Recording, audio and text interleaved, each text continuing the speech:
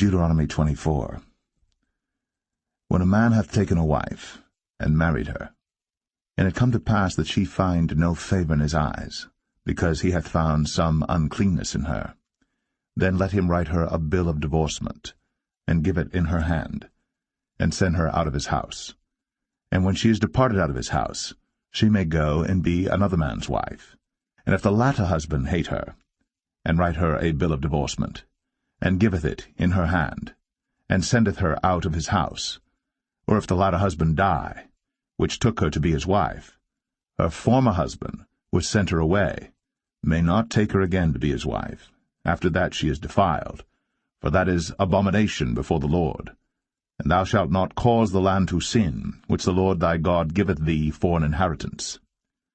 When a man hath taken a new wife, he shall not go out to war, neither shall he be charged with any business, but he shall be free at home 1 year, and shall cheer up his wife which he hath taken.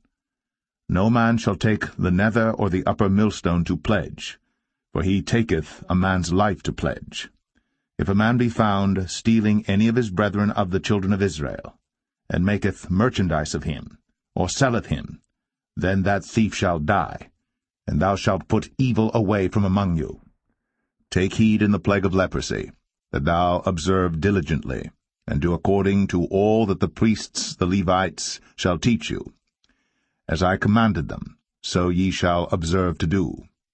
Remember what the Lord thy God did unto Miriam by the way, after that ye were come forth out of Egypt. When thou dost lend thy brother any thing, thou shalt not go into his house to fetch his pledge. Thou shalt stand abroad, and the man to whom thou dost lend shall bring out the pledge abroad unto thee. And if the man be poor, thou shalt not sleep with his pledge. In any case, thou shalt deliver him the pledge again when the sun goeth down, that he may sleep in his own raiment, and bless thee, and it shall be righteousness unto thee before the Lord thy God. Thou shalt not oppress an hired servant that is poor and needy, whether he be of thy brethren, or of thy strangers that are in thy land within thy gates. At his day thou shalt give him his hire, neither shall the sun go down upon it, for he is poor, and setteth his heart upon it, lest he cry against thee unto the Lord, and it be sin unto thee. The fathers shall not be put to death for the children, neither shall the children be put to death for the fathers. Every man shall be put to death for his own sin. Thou shalt not pervert the judgment of the stranger, nor of the fatherless, nor take a widow's raiment to pledge.